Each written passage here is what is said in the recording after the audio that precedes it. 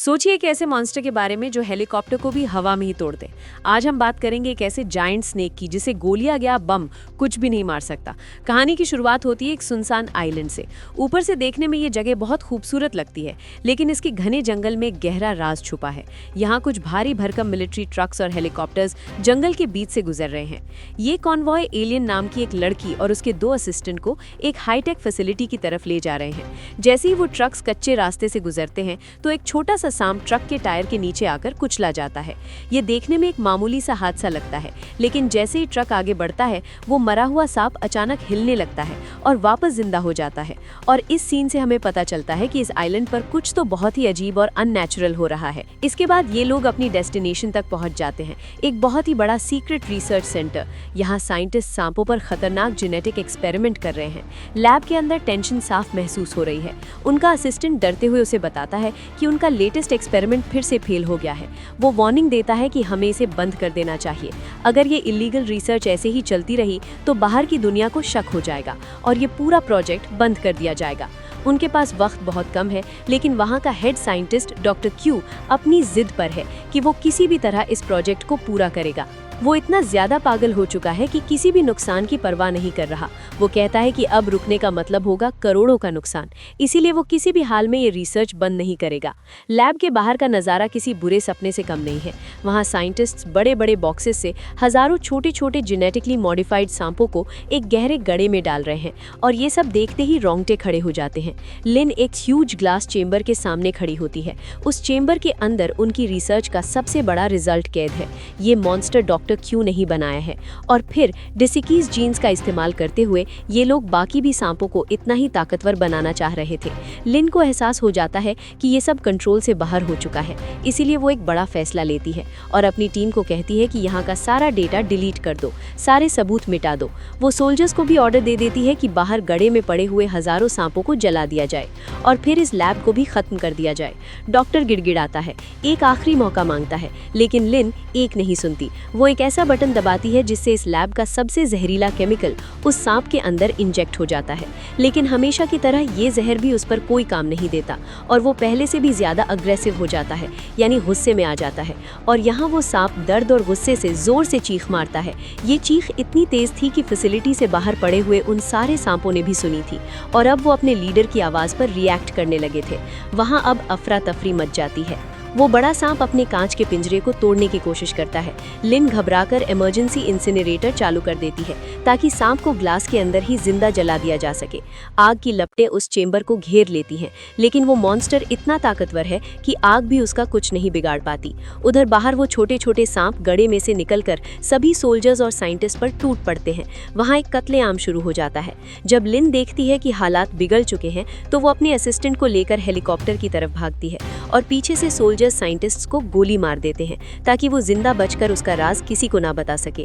लेकिन इस राज के रिजल्ट में जो सबसे बड़ा मॉन्स्टर बना था वो तो किसी के हाथ आ ही नहीं रहा था। सोल्जर्स ने उसके ऊपर बम चलाई, गोलियां चलाई, पर वो मर नहीं रहा था। आखिर वो जायंट स्नेक अपने कांच को तोड़कर बाहर निकल भी आता है और फिर अपनी जंजीरों को तोड़कर पूरी तरह आजाद होकर सोल्जर्स पर हमला करने लग जाता है। वो पूरे इंसान को एक टाइम में निगल रहा था। लिन तो मजे से अपने हेलीकॉप्टर में बैठ जाती है और अपने असिस्टेंट को कहती है कि यहाँ का सारा मेस क्लियर कर आना। इसके बाद वो तो अपनी जान बचाकर यहाँ से उड़ जाती है और पीछे से बेचारा असिस्टेंट बचे हुए सोल्जर्स को वापस सेंटर की तरफ भगाने की कोशिश करता है, लेकिन सांपों की फौज उनका रास्ता रोक लेती है। पर हवा में वो जायंट स्नेक एक छलांग लगाता है और दूसरे हेलीकॉप्टर को हवा में ही तोड़कर गिरा देता है। जमीन पर फंसे हुए असिस्टेंट को समझ आ जाता है कि वो इन सोल्जर्स के जरिए उस बड़े जायंट मॉन्स्टर से नहीं लड़ सकते। अपने आप को बचाने के लिए वो लोग जंगल की तरफ भागते हैं। एक सोल्जर यहाँ से ट्रक लेकर भी भागने की कोशिश करता है, लेकिन बड़ा सांप उसका पीछा करता है और वो बड़ा ट्रक अपनी जान बचाने के चक्कर में पहाड़ से गिरकर तबाह हो जाता है। अब वो दोनों असिस्टेंट अपनी जान बचाकर जंगल में भाग रहे हैं और हमें दिखाया जाता है कि वो बड़ा सांप अब उनके पीछे पड़ गया है। वो उनके ऊपर हमला करता है और यहाँ पर एक लड़की बुरी तरह जख्मी हो जाती है। लड़का जो उसका पार्टनर है उसे बचाने के लिए अपनी जान की बाजी लगा देता है और एक चाकू से सांप की आंख पर वार करता है। दर्द के मारे सांप उस लड़की को दूर फेंक देता है। लड़की अपनी आखिरी सांस लेती है और वहीं दम तोड़ देती है और लड़का ये सब देखकर टूट जाता है। लेकिन उस लड़के को तो रोने का भी वक्त नहीं मिलता। सांप वापस आता है और उस लड़के को भी मार देता है। दूसरी तरफ 2 सोल्जर्स जो अपनी जान बचाने के लिए नदी की तरफ भागे थे, वो बोट के जरिए नदी में उतर भी जाते हैं, लेकिन वो जायंट स्नेक पानी में उनका भी पीछा करता है और उन्हें भी खा जाता है। और इस तरह कुछ देर में उस जायंट स्नेक ने, उस मॉन्स्टर ने ये पूरा आइलैंड खामोश कर दिया था। सीन इकट्ठा होता है और कहानी अब कुछ साल आगे बढ़ती है। अब हम एक आलीशान क्रूज पर हैं जो समुद्र के बीच बहुत ही आराम से चल रही है। वहाँ पर सब कुछ नॉर्मल है, लोग पार्टी कर रहे हैं, म्यूजिक बज रहा है और सब खुश है।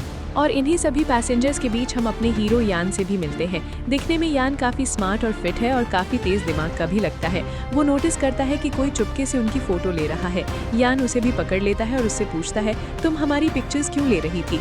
तब ली बताती है कि वो एक मैगजीन के लिए काम करती है, लेकिन यान को उस पर शक था। वो उसका कैमरा पकड़ता है और सारी फोटोज डिलीट कर देता है। इस टाइम पर ली उसे कहती है, मैं जानती हूँ कि तुम किसे ढूंढ रहे हो। यान ये बात सुनकर हैरान तो होता है और इससे पहले कि वो इस बारे में कुछ सवाल जवाब कर पाता, एक अजीब सी थरथराहट शिप पर महसूस होती है। देखने को मिलता है कि हजारों सांप इस शिप की दीवारों पर रेंगते हुए ऊपर आ रहे हैं। देखते ही देखते वो पूरे डेक पर फैल जाते हैं। पार्टी का माहौल एकदम से चीखो पुकार में बदल जाता है। यान फौरन ही खतरे को भांप लेता है। वो ली को खींचता है और भागना शुरू कर देता है। भागते हुए वो एक क्रू मेंबर से पूछने की कोशिश करता है कि आखिर यहाँ पर क्या हो रहा है। इससे पहले कि वो कुछ बोल पाता, अंधेरे से वही जायंट स्नेक निकलता है और उस आदमी को निगल जाता है। ये वही मॉन्स्टर है जो उस आइलैंड पर था। इसे देखकर सब डर जाते हैं, लेकिन यान और ली होशियारी दिखाते हैं। जितने लोगों को वो बचा सकते थे उन्हें लेकर वो भागना शुरू कर देते हैं। यहाँ हर तरफ वही सांप ही सांप है जो उस आइलैंड पर साइंटिस्ट ने गड्ढे के अंदर गिरा दिए थे। यहाँ पर यान एक कुल्हाड़ी उठा लेता है उन सांपों को मारने के लिए और अपना रास्ता बनाते हुए आगे बढ़ता रहता है। वो लोग एक कॉरिडोर में पहुँचते हैं जहाँ वो देखते हैं कि एक अमीर आदमी ने अपने आप को एक VIP रूम में बंद कर लिया है और बाहर सब लोग अपने आप को बचाने के लिए भीख मांग रहे हैं उससे और उसे दरवाजा खोलने को कह रहे हैं। पर वो अमीर आदमी किसी की नहीं सुनता और दरवाजा नहीं खोलता और इसके उस बुरे काम का अंजाम उसे फौरन ही मिल जाता है। छोटे छोटे सांप वेंटिलेशन डेक से उसके रूम के अंदर घुस जाते हैं और उसे काट खाते हैं। बाहर खड़े हुए लोगों को बस उसकी चीखें सुनाई देती हैं। यान इन सबको लेकर इंजन रूम की तरफ भागता है और वहाँ ये लोग एक ओल्ड मैन से मिलते हैं जो अपने पोती को छुपाने की कोशिश कर रहा था और इन सारी चीजों से बचाने की कोशिश कर रहा था।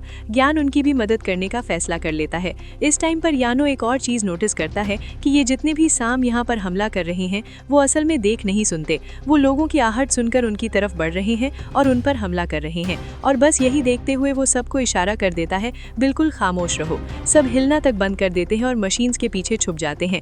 यहाँ तक कि उन लोगों ने तो अपनी सांसें तक रोक ली थी। और इसी दौरान वो बहुत बड़ा मॉन्स्टर स्नेक इस रूम के अंदर आ जाता है। वो इन लोगों के बहुत करीब आ जाता है और इन लोगों की आहट को महसूस करने की कोशिश करता है, लेकिन कोई भी जब नहीं बोलता तो वो बस यहाँ से जाने ही वाला था। पर उसी वक्त बदकिस्मती से एक लड़की का फोन बज गया और बस यहीं से सांप ने गुस्से में उस आवाज की तरफ हमला कर दिया और इस तरह लोग जान बचाकर अब ऊपर की तरफ भागने लगे और एक बड़े से इंडस्ट्रियल फ्रीजर में घुस गए। उनके अंदर जाते ही इस फ्रीजर का हैवी दरवाजा बंद हो गया और सांप इन तक पहुंचने के लिए उस दरवाजे के ऊपर जोर जोर से टक्कर मारता रहा, यहाँ तक कि उस मेटल के दरवाजे पर डेंट पड़ गया, लेकिन दरवाजा नहीं टूटा और इस तरह फिलहाल के लिए इनकी जान बच गई। बाहर इन्होंने फील किया कि सब कुछ शांत हो चुका था। उन्हें लगा कि वहाँ से वो सांप जा चुका है, लेकिन अब मुसीबत एक और भी थी। ये लोग जहाँ पर थे वहाँ पर भी सेफ नहीं थी। यहाँ पर भी ठंड बहुत ज्यादा बढ़ चुकी थी और अगर ज्यादा देर ये लोग यहाँ पर रहे तो मर जाएंगे। ये लोग सोच में पड़ जाते हैं कि इन्हें आखिर क्या करना चाहिए। तभी यान देखता है कि ग्रुप में एक लड़की को उसी सांप ने काट लिया है। इनके पास इस टाइम कोई दवाई नहीं थी और अगर उस लड़की को वक्त पर दवाई ना मिलती तो वो जल्द ही मर जाता। ये लोग यहाँ पर फर्स्ट एड ढूंढने की भी कोशिश करते हैं, पर यहाँ कुछ नहीं था। यान जानता है कि वो यहाँ पर हमेशा नहीं रह सकती। वो एक डेंजरस प्लान बनाता है कि वो बाहर जाकर सांप का ध्यान भटकाएगा ताकि बाकी लोग भाग सकें। अचानक उसका दोस्त जूहू उसे रोकता है। इससे पहले कि ये लोग कोई बात कर पाते, वो लड़का जो जख्मी था वो जल्दी से दरवाजा खोलकर बाहर चला जाता है और भागने लग जाता है। उसकी आहट सुनकर सांप उसके पीछे पड़ जाता है और इन लोगों को भागने का मौका मिल जाता है। उसने लड़के ने ऐसा इसलिए किया था ताकि इन सब की जान बचाई जा सके। वो खुद तो जानता था कि वो मरने वाला है। अपनी जान की कुर्बानी देकर वो सबको बचा रहा था। सब लोग अगली सुबह इनकी बोट एक आइलैंड के किनारे पर पहुंच जाती है। सुबह होते ही जेन को होश भी आ जाता है। वो उठकर सबको उठाता है और ये लोग इस आइलैंड के अंदर चले जाते हैं। लेकिन यहाँ आकर भी इनकी लाइफ आसान नहीं हुई थी।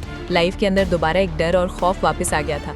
एक मॉन्स्टर से तो बचकर आए थे, लेकिन यहाँ पे तो कई 100 मॉन्स्टर्स थे, ऐसे जाइंट मॉन्स्टर्स जो इंसानों को खाते हैं। यहाँ पर एक लड़की का पाँव एक पत्थर से टकराता है और अचानक जमीन जोर जोर से हिलने लग जाती है। पता चलता है कि वो पत्थर नहीं थे, असल में बहुत ही बड़े और इंसानों को खाने वाले खौफनाक मॉन्स्टर्स थे जो उन पत्थरों के अंदर से खौफनाक तरीके से बाहर निकल आते हैं और उनमें से एक लड़की को तो निगल भी लेते हैं और बाकी लोग इन सब के ऊपर हमला करने की कोशिश करते हैं। यानी इन्हें देखकर समझ आता है कि ये मॉन्स्टर्स अंधे हैं लेकिन खून की खुशबू से जाग जाते हैं। जिस लड़की के असल में उस पत्थर पर यानी इस मॉन्स्टर पर पांव लगा था वो उस टाइम जख्मी थी और उसी की खुशबू को सूंघते हुए ये सब जागे थे।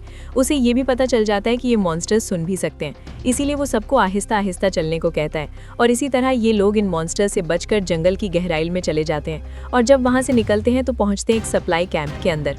ये एक आर्मी कैंप लग रहा था, वहाँ पर बहुत सारे वेपन्स और बॉम्ब्स थे जिन गन्स को इन्होंने अपने बचाव के लिए उठा लिया। यहाँ पर इन्हें एक वॉकी टॉकी भी मिलता है जिससे ये लोग मदद बुलाने की कोशिश करते हैं पर सिग्नल नहीं है। अब इन्हें ना चाहते हुए भी आगे बढ़ना पड़ता है और आगे जाने पर इनका सामना हो जाता है एक बहुत ही बड़े स्पाइडर से। वो स्पाइडर अपना स्टैंग एक आदमी के अंदर स्टैप कर देता है और एक ही बार में उसे पूरा का पूरा निगल जाता है। ये देखकर सभी लोग बहुत ही ज्यादा घबरा जाते हैं और डर जाते हैं। अपने आप को बचाने के लिए ये सब लोग वहाँ से भाग भी रहे थे और उस मॉन्स्टर को उनका पीछा करने से रोकने के लिए उस पर हमला भी कर रहे थे। बॉम्ब्स, गोलियां, हर तरह का तो हमला कर दिया था पर वो मॉन्स्टर जो रुकने का नाम ही नहीं ले रहा था।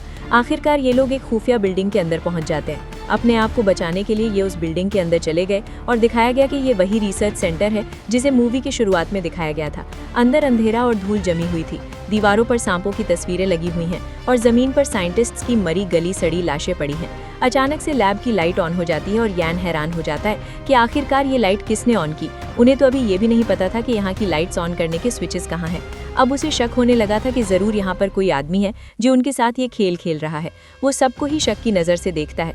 खैर, सब लोग यहाँ पर आराम करने का फैसला करते हैं और सो जाते हैं, लेकिन एक आदमी नहीं सोता। वो लैब में घूमने लग जाता है और हम फील करते हैं कि वो कुछ ढूंढने की कोशिश कर रहा है। वो एक पोस्टर हटाता है और एक छुपी हुई उसे डायरी मिलती है और यहाँ एक बहुत बड़ा राज खुलता है कि एक आदमी कोई और नहीं बल्कि डॉक्टर क्यू है। वो मरा नहीं था, उसने बस मरने का नाटक किया था और उस शिप के जरिए वही सबको यहाँ पर ला रहा था। शिप के क्रूज पायलट को उसी ने मारा था ताकि शिप यहाँ पर क्रैश हो। हमें पता चलता है कि वो सांप को मारना नहीं चाहता था बल्कि वो उसे वापस लेने आया था क्योंकि उसी ने उस सांप को बनाया था। यहाँ यान को दिखाया जाता है, वो अंदर की तरफ जाता है और उसे एक केव जैसी जगह दिखाई देती है। हम देखते हैं कि यहाँ वही जायंट स्नेक बैठा था जो उस शिप की आग से भी बच गया था। सांप जानता था कि यान ने ही उस पर वो जानलेवा हमला किया था और अपना बदला लेने के लिए वो अब यान पर भी हमला कर देता है। यहाँ पर जाओ, जो यान का पक्का दोस्त है, वो यान को बचाने के लिए उन दोनों के दरमियान में आ जाता है ताकि यान को यहाँ से भागने का मौका मिल सके। यान बाहर की तरफ लुढ़कता है और पीछे से बाहरी ब्लास्ट डोर्स खुद ही बंद हो जाते हैं और जो भी उस मॉन्स्टर के साथ अंदर बंद हो जाता है। यान रोता है, दरवाजों को पीटता है क्योंकि उसे लग रहा था कि उसका दोस्त मर गया। यहाँ पर ली यान को संभालती है और अचानक से इनकी वॉकी टॉकी भी बजने लग जाती है। असल में इन्होंने जिस रेस्क्यू टीम को कांटेक्ट किया था, फाइनली उनका रिप्लाई आ गया था। कल सुबह तक यहाँ पर उनको बचाने के लिए एक रेस्क्यू टीम पहुँच जाएगी। ये सुनकर सब बहुत ही ज्यादा खुश होते हैं और हम यान की आंखों में देखते हैं। उसकी आंखों में ना तो खुशी है ना तो आंसू, उसकी आंखों में अब डिडले की आंख है। वो कहता है कि जब तक वो मॉन्स्टर जिंदा है हम यहाँ से नहीं जाएंगे। उसे अब जूहू और बाकी सब लोगों की मौत का बदला लेना है। वो एक प्लान बनाता है और सबको उस प्लान के अकॉर्डिंग काम बांट देता है ताकि वो उस मॉन्स्टर को मार सके। और इस टाइम पर डॉक्टर क्यू अपना असली चेहरा दिखा देता है।